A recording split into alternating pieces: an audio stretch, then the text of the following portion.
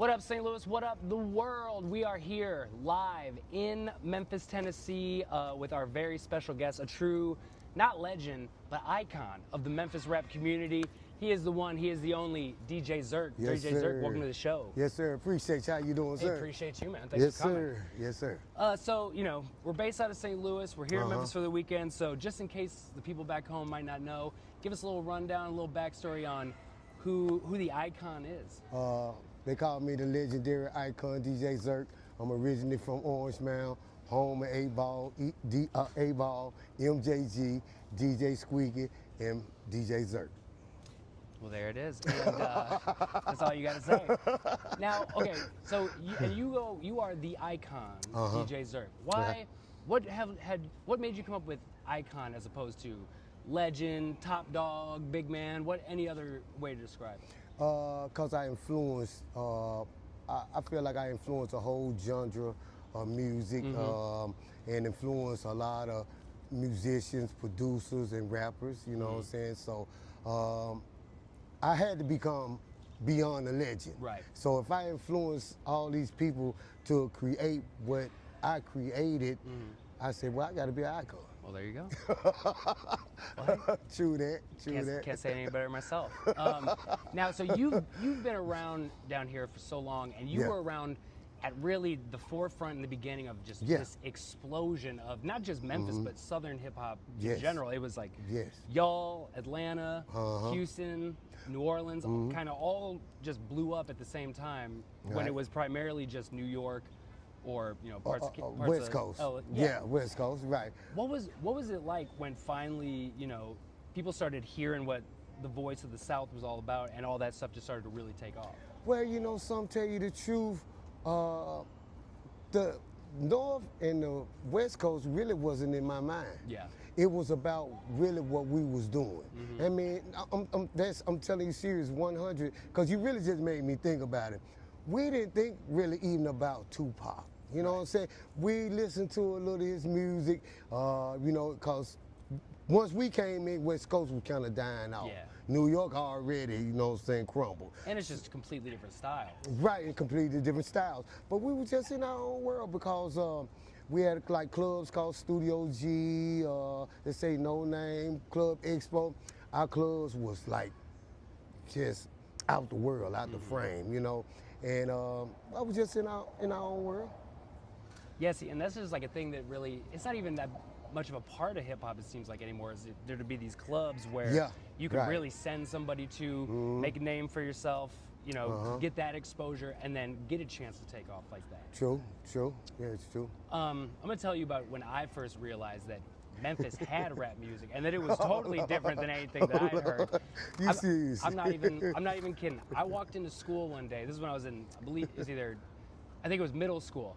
I walked in, back when everybody had the portable CD players, and I swear, 90% of the kids I went to school with had the Choices album by 3 6 Mafia. Right, by 3 6, And that, I was like, this is blown not away. what I'm used to hearing. What was the biggest thing that was the influence and the defining style that was Memphis hip-hop in that time? Melodic, dark, and having your drum rhythm as like club, you know what I'm saying? Cause we was pretty much dark, but we was street, and we didn't want it too dark because we knew that people had to dance off of it. Right. You see what I'm saying? I'm gonna give you for instance, Texas and Memphis related because we were dark music, and by me being a DJ, we used to play their music. And it was like, it was like ours, but it was too dark. Right. Nobody would dance off of it. So, you know what I'm saying? Me and Squeaky Man was like, cause we were DJs in the club, and we just knew the type of tempo and the beats that people wanted to. So we take the combination of the dark, you know what I'm saying, and put club, like looking for the tune. Right. You listen to the drums on it, it's club. You can jerk off of it, you can dance off of it, you can do whatever you want to do off of it. So what do you think what is the thing that sets Memphis apart from everywhere else, where that was more the style that everybody was looking for, and that's what started working in the clubs to the point where people were like, I want to listen to this out the club. Like, I don't want to just have to hear it when I'm there. I want to be listening to this all the time. Right. It was really we was bass driven. Right. We come up at a time, like you said, you had New York, you had West Coast. They really wasn't bass driven. Yeah. You see what I'm saying? Right. And we by us being in a club, and when we started selling tapes, people was like dudes by the bass, boom, boom, in their trunks, you know what I'm saying? And they loved it, you know what I'm saying? Yeah. They were like, of course, ran across New York people from West Coast, only thing they like y'all music for is the bass. You know what I'm saying? Because they never used the bass like how we use it. We use our bass like bass line, boom, boom, boom, boom. That's because we didn't have nobody to play bass. Yeah. So we took the boom, boom, boom, boom, made it like that so you can get the rhythm like it was a bass. Right. And then it's like that transcended the whole, just to a whole nother level. Yeah, because I was gonna say, I remember at the time when I was, I was a young kid in St. Louis trying to like figure out what music was, and so I was listening to the hip hop and stuff that was on the radio. Right. And then when the Memphis sound came out, it was so different. What is it that? Right. If you listen to 3 6 Mafia, like you said, which and I you have listen millions to, of times, and you listen to their bass, listen to their bass, they boom. Yeah. You know what I'm saying? At that time, it was like no other. Oh yeah. You know what I'm saying? It was like no other. Well, and a lot of these other from the West Coast and East Coast, it was kind of more, seemed to be more sample driven. Boom. Now it was like boom, boom. Cause I'm a producer, I know. You know what I'm saying? Oh, you they would would be simple. Sure. You listen to NWA, listen to their stuff, and Dre bass is just boom, boom. He didn't have the boom, boom, boom, boom, boom, or nothing. Right. You know, we wanted to make your trunk come off the hinges. Trust me, yeah. There was a lot of rattling going on in St. Louis when that stuff started coming out. Right. So then what is it like when finally like the Memphis rap scene is finally getting its due, getting recognized, all of a sudden it's all over the place. Right. What's like the reaction down here? Because I know in St. Louis, in terms of mainstream, we really haven't had anybody that's outdone Nelly. We've had a couple people that popped in, and he had his sound. Right. But the thing was like, there was so much coming out of Memphis, and it seems like there's similar towns with St. Louis. Like St. Louis is very proud to be from St. Louis. We represent hard. Nelly can never do no wrong, officer. What was it like when those dudes were really popping up? What was like in the clubs, in these festivals and stuff down here? What was it like? You talking about with my father? I kind of lost what you said. Yeah. The cops always do that to me. I was about to get up and run. What you talking about how like here with St. Louis music here? Or? No, I was just comparing like in terms of what the people in the city are about. They're very I'm gonna tell you. Their local I'm gonna tell you something. Our music was so different. I remember DJ Quick. He came to Studio G, is on Beale Street, and people were gangster walking. Yeah. At that time, people would go. I mean, this club holded like 800 people. Yeah. And you would see 400 people going in a circle. So just imagine. But like the DJ booth, and if you was a guest, you would be on top. Right. So when you look down, you will see like, just say 300 people, 400 people going in a circle. Yeah. Going in a circle. Right. And everybody doing their little step. And DJ Quick was like, what is that? You know what I'm saying? What is that? Because everybody was going in a circle. And the thing about it, if you came in a circle, you got to keep up with the speed. Yeah. Because you will get trampled on. You will get trampled. Yeah. If you No, if people are dancing, don't get in their way, man. You got to move. You better move, man. But it was just so fun because of even Ice Cube. He was like, see, I believe, but truthfully, this before the Crip Walk. Because I don't remember Crip Walk being back in 87, 80. We were like this in 87 and 88. Yeah. Studio G was a kid club. So just imagine the grown folks clubs. Oh, right, yeah. I mean, grown folks dance is a little different than what some of y'all younger kids are doing. No, the gangster walk, the juking now, is what you see everybody doing now. The juking is exploding with our music. I wish one of them knew how to juke. I will show you. You know what I'm saying? I mean, yeah, please, because I think there's a lot of people that don't know what it is. If you want to give us a quick example. But see, it was people. We created our own dance to our own music. Yeah. You know what I'm saying? And it's crazy because the music is transcending and the dance is transcending together. Yeah, so y'all had just so many different aspects of things that were strictly Memphis. Yeah. So that I can imagine just helps it build and build because you want to hear the records that you know are going to make you, you know, do the dance and it made have them the scene dance, going. right? And it made them dance this certain way. Cause see, at first it was called gangster walk. Gangster walk was the one they go in a circle. It'd be everybody going around in a circle, but everybody had their own little steps. Juking kind of slowed it down, and they do like multiple moves with it. You know what I'm saying? So it's just reviving and seeing it all. Yeah, I mean, and I loved all that Memphis music that was coming up. That was some of the first stuff that I've really like. I mean, like 3-6 was one of the first groups that wasn't getting total regular radio play. That I was like, they got new stuff coming out? Right, I gotta find them. And I remember the first time I came down here years ago for Memphis in May, they played, they were one of the headliners, and we were at a stage on the complete opposite end that we wanted to see part of that headliner, then get down to them. And I remember gradually as we walked down, we're like, oh wow, these stages have a lot of people. And then the more we walked, we realized it was just for them. You would have thought the Beatles had gotten reincarnated with the amount of people there at this show. Like, it's really wild how much, you know, this stuff blew up and how much the Memphis people get into it. Our music was like, you talking about, you know how when y'all do rock and roll and y'all and everybody kicking each other. Right, yeah. That's how we were. Yeah. You know what I'm saying? It's like, that's why I say, if you didn't catch up with that line, you got ran over. Or you might got beat up. Yeah. One of the two. Either way, it wasn't gonna be good for you. It wasn't gonna be good for you. But our music was like that, you know what I'm saying? I mean, at a time, like, if you see like Lil Jon type of stuff in his early years, that's a reincarnation of, recreation of Memphis. Yeah. That's how our clubs were. Their clubs wasn't even like that because they wasn't even doing, Atlanta, and I got much respect out of Atlanta, you know what I'm saying? I can go to Atlanta and people tell you, I don't even tell them who I am. Yeah. They find out who I am, it'd be like, man, I'm serious. And I get people tell me, I'm buying yourself in junior high school. I'm like, you know what I'm saying? But it's such a trip how they know more of our history than our own people know our history. Right. And it's like, wow, it's like, you probably know more history than... Well, and I think that happens, especially when you're not from you know, the city where this music is coming from. Right. You got to do a little bit more research. When you live there, you can kind of just like pop out and you go, oh yeah, he's got a new song. Right. So I think that does happen, and like I'm telling you, man, yeah.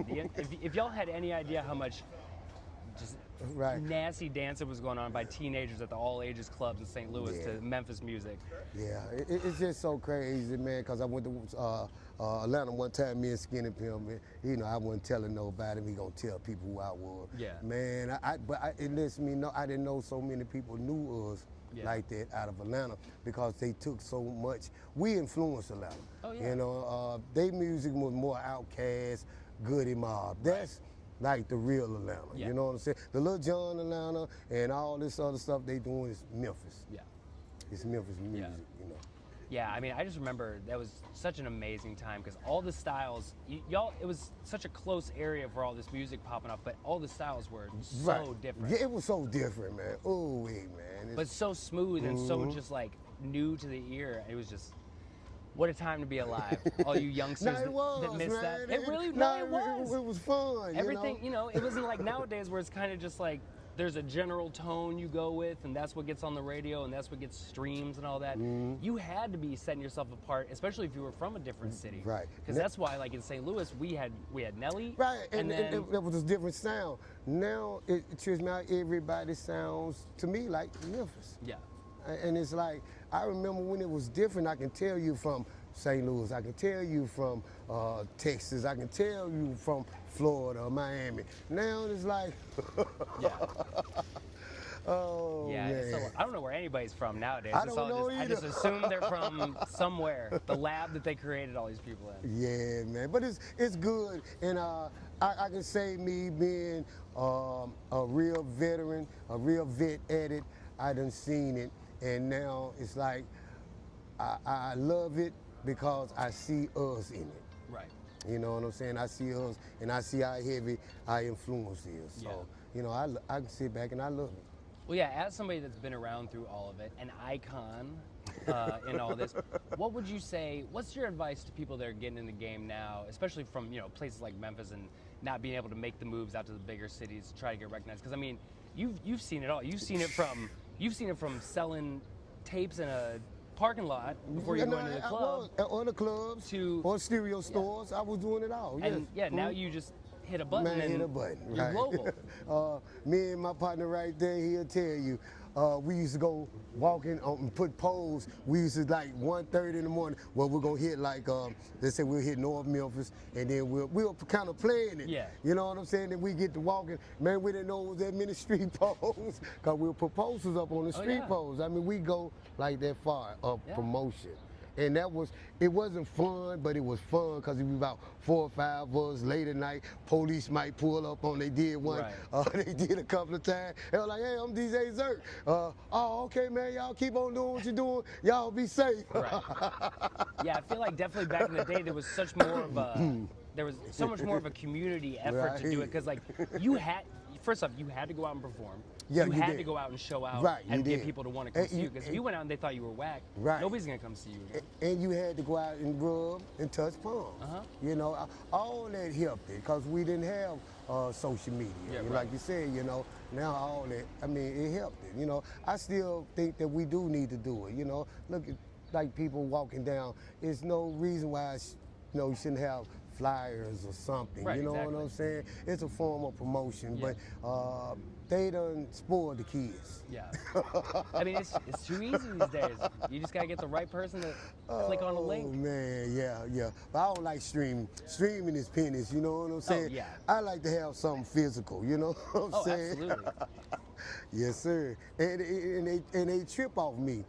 It's because I still have cassette tapes. Yeah, why not? And you know something, and it trips me out because I make them, even the OGs, do this. Oh, there's still people rolling around with a tape player for sure. I mean, and also it's got to be so much more because you stream, you don't see what any of that looks like. When you physically hand somebody a CD, a tape, a record, and they hand over cash, that's transactions. Like these are yours because I want you to take them with you. Oh, I want to sign them so much. for you. You know what I'm absolutely. saying? You know. I mean, this classics, they don't even have CDs no more or tapes. Right. I think I got something at home that'll work. I think it might still work. I haven't busted out the tape in a while, but I think the CD will work. Oh, man. Right. Well, not collective. I want you to have them collective. Oh no, I'm for sure collective. Okay. These are going straight up on the wall. Thank you, my man. So, you're playing Riverbeat Fest. Yes, sir. You're playing with several old school OGs. Legends, not icons, legends of the Memphis hip-hop scene. They icons too. I call mostly. You're just the only one that gets the name credit. I started the name. Oh, wow. Well, that's how you do it, folks. You know, my mind, I mean, because y'all know we finna get ready to go off. My mind wonders. I'm a real true artist. You know, my mind goes, you never know. You never know where my mind goes. And like you're right. And it trips me out since I've been saying iconic.